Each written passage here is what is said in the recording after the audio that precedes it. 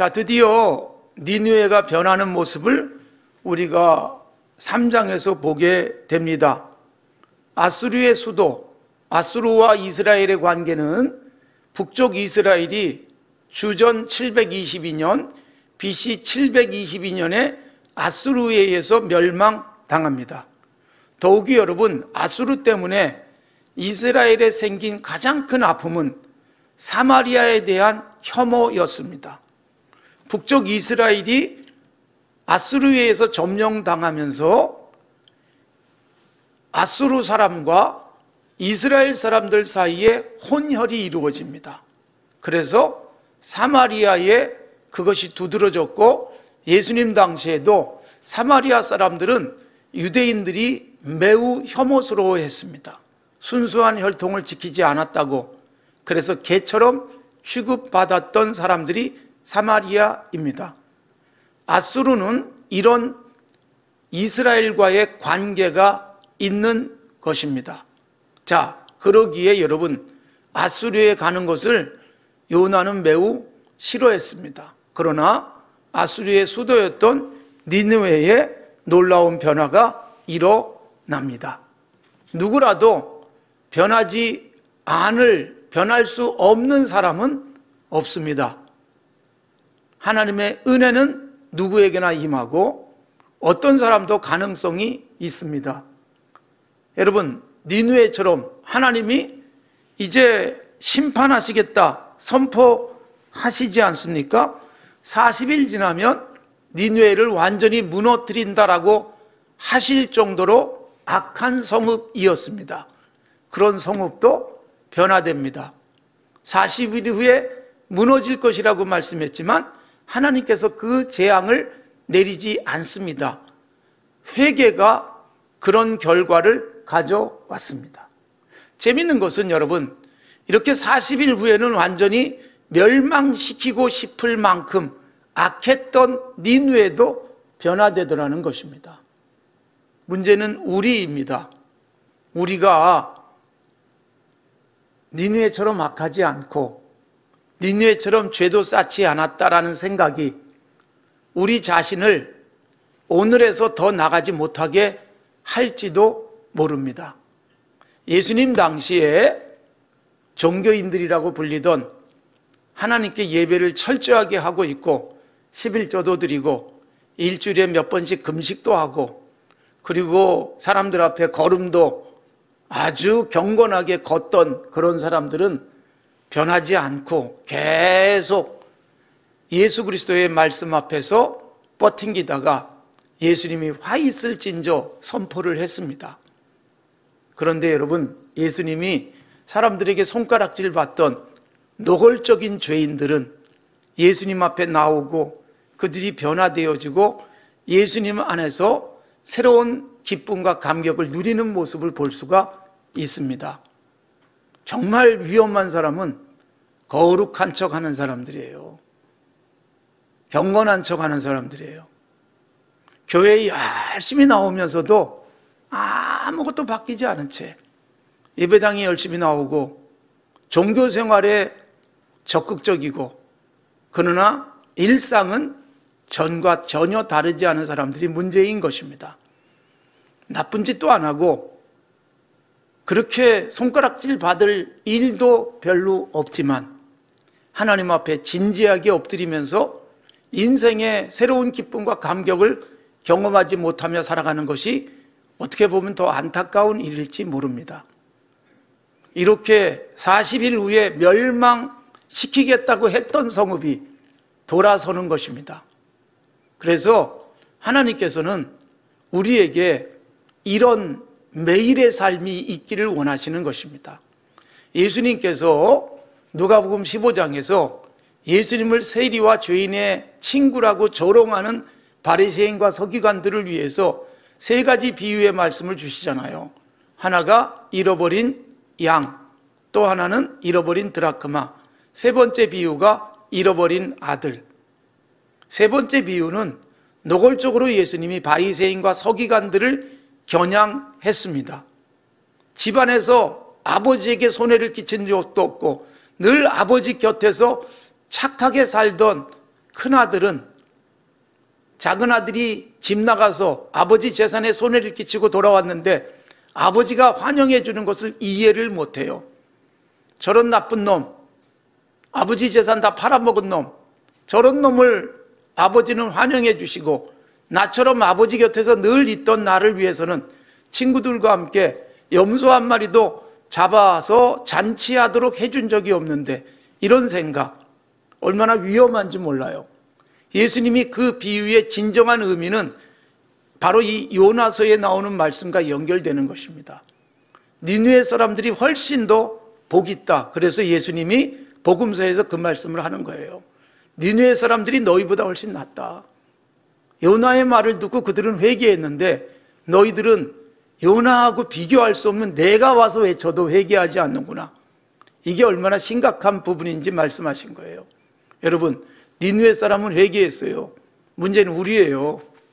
우리가 매일 그리고 주일마다 예배도 하고 그리고 누구보다도 경건하게 신앙생활을 한다고 하는 우리가 얼마나 내면적인 변화를 꾀하고 매일 새로워지는가. 바울 사도가 나는 날마다 죽는다. 매일 변화를 위해서 노력했다는 것입니다. 그러니까 신앙의 매너리즘에 빠지지 않는 것은 중요합니다. 어제의 나나 오늘의 나나 내일의 나나 바뀔 것도 없고 뭐 별 기대도 하지 않은 채 살아가는 것처럼 재미없는 인생은 없습니다. 여러분, 매일 역동적으로 변화되고 내일에 대한 기대가 우리 가운데 있어야 하는 것입니다. 오늘까지 못했던 것을 내일 해낼 수 있는 건강한 그리스도인, 그래서 내 삶에 이런 변화가 있습니다. 고백할 수 있어야 되는 것이지요. 자, 요나가 니느웨에 가기 싫었는데 가서 외치니까 굉장한 효과가 나오게 됩니다. 자, 여러분, 하나님께서 요나가 아니더라도 직접 할 수 있잖아요. 그런데 굳이 요나를 시키는 거예요. 이게 여러분, 오늘날 교회를 향해서 주시는 도전이에요. 하나님이 천사를 통해서 일하시면 훨씬 효과적이지 않겠습니까? 그런데 먼저 예수 믿은 교회와 그리스도인들을 통해서 세상을 향해서 외치라는 거예요. 세상의 변화와 도전을 주라는 것입니다. 그걸 안 하면 전하지 않은 너희 책임이야, 그 말씀을 하시는 거예요. 요나가 외치지 않으면 니느웨가 망하는 것에 대해서 요나가 책임져야 돼요. 근데 요나가 외쳤는데도 니느웨가 변하지 않으면 니느웨 탓이다. 이것은 에스겔 33장에서 특히 많이 강조하셨습니다.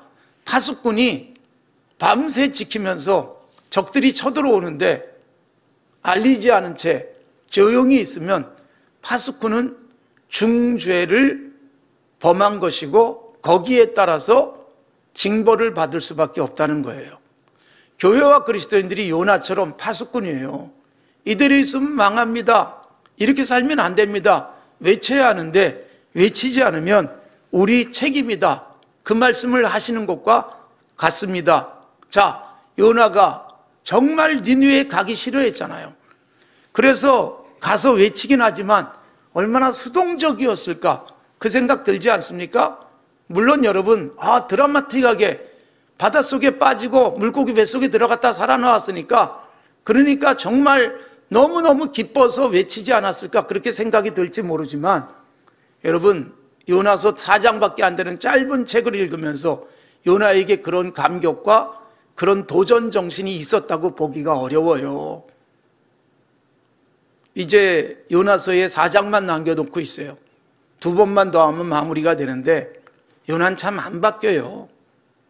그런데도 요나가 외치니까 변화가 됩니다. 자, 여러분 4절 보시면 요나가 성읍에 들어가서 하루 동안 다니며 외쳤습니다. 40일 지나면 니느웨가 무너지리라 그랬어요. 며칠 동안 외쳤어요? 하루 동안 다니며 외쳤어요. 여러분, 니느웨가 얼마나 컸는가 하면 3절, 지난주에 우리가 읽은 말씀인데 요나가 여호와의 말씀대로 일어나 니느웨로 가니라. 니느웨는 사흘 동안 걸을 만큼 하나님 앞에 큰 성읍이다 그랬어요. 니느웨가 굉장히 커서 요나가 하루 정도가 아니라 사흘을 걸어야 니느웨를 다 돌아볼 수 있을 정도.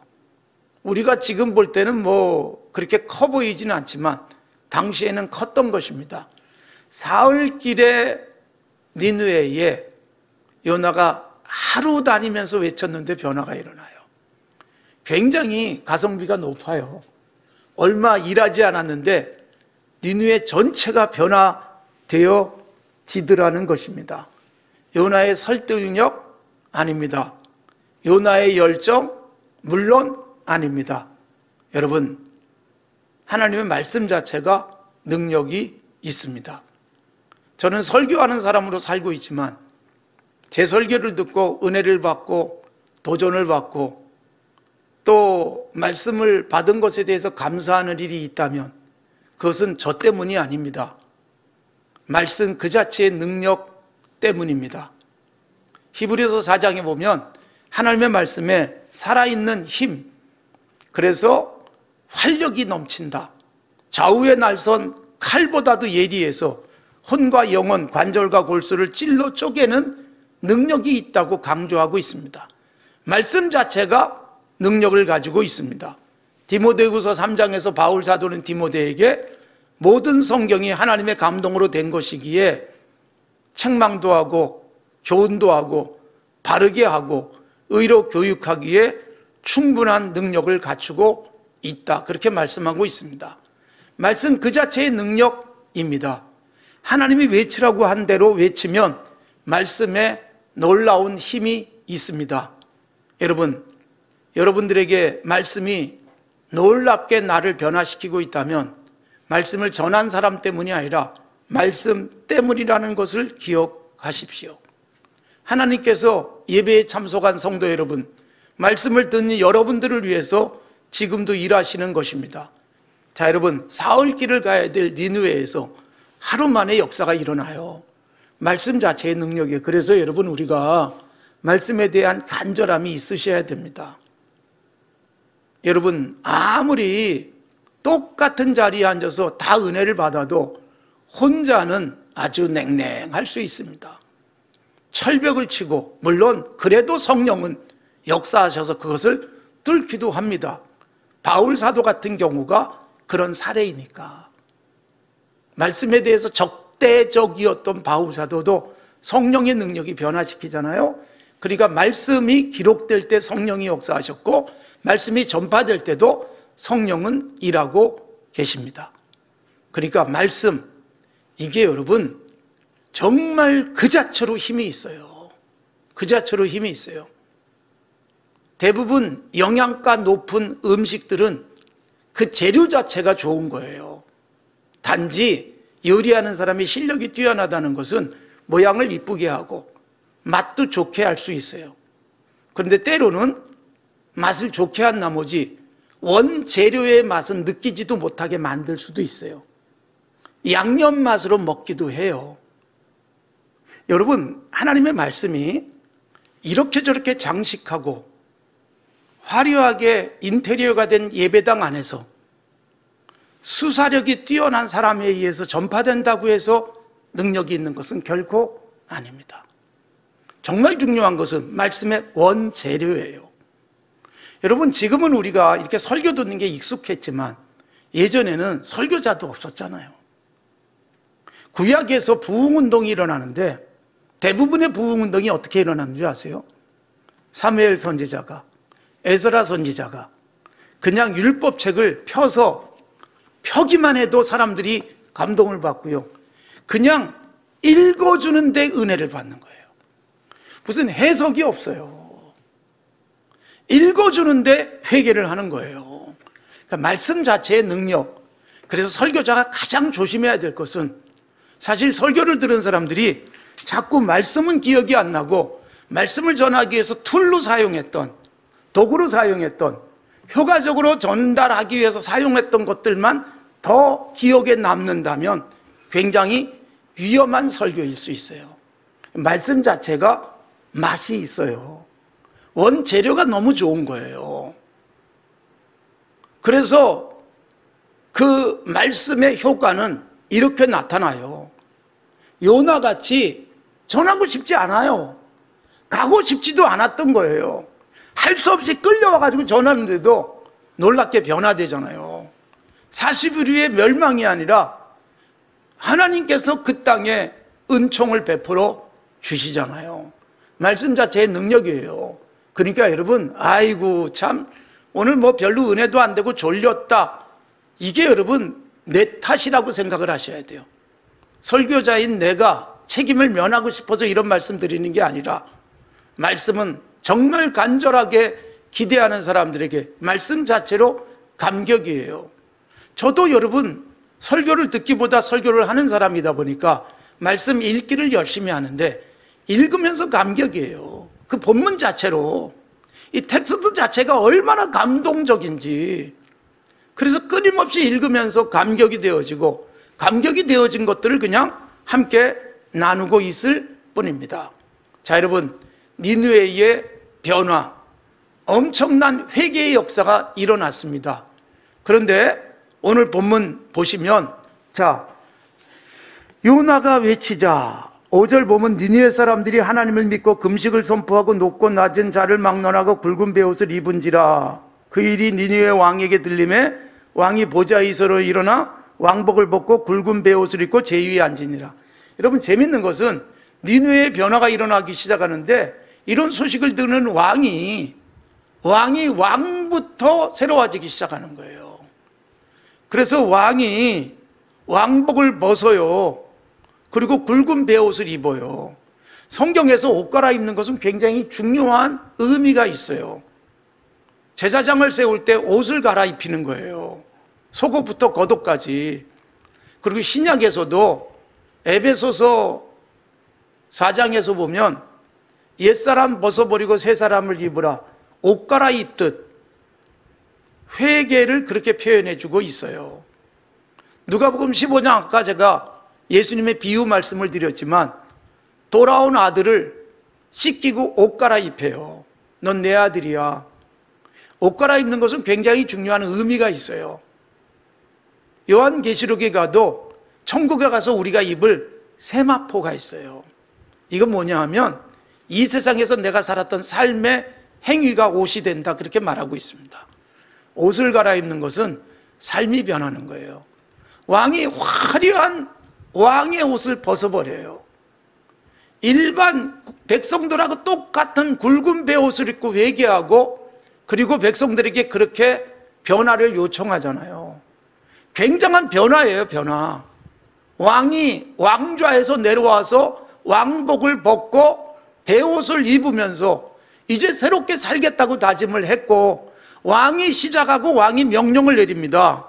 그래서 왕이 자기만 그러고 끝나는 게 아니라 7절에 보면 왕과 대신들이 조서를 내려가지고 금식을 선포하고 베옷을 입어라, 삶을 바꿔라, 그렇게 8절까지 왕이 명령을 내리죠. 니느웨의 변화는 왕이 변하고 왕이 명령을 내리면서 니느웨 전체가 돌이켰습니다. 그래서 니느웨에 하나님의 심판을 거두셨습니다. 자, 8절까지 그렇게 명하고 니느웨 사람들이 다 그렇게 엎드리고 옷 갈아입고 그렇게 되자 9절에 보면 하나님이 뜻을 돌이키고 진노를 그쳤다, 그렇게 되어 있어요. 여러분, 우리가 돌이키면 하나님께서도 돌이켜 주십니다. 재앙을 돌이키는 방법, 유턴이에요. 가던 길을 방향을 바꾸는 것입니다. 하나님이 정말 원하는 게 뭐냐? 에스겔 선지자를 통해서 이렇게 말합니다. 나는 악인이 망하고 죽는 것을 조금도 기뻐하지 않는다. 우리들이 자칫 잘못하면, 착하게 살거나 예수 잘 믿고 살아가는 사람들은 악한 자들이 빨리 망해버려야 이런 생각을 할 수 있잖아요. 저런 나쁜 놈, 저런 놈은 빨리 없어져야 돼, 이런 생각할 수 있잖아요. 하나님은 조금 더 그런 생각이 없다는 거예요. 하나님이 갖고 있는 생각은 뭘까요?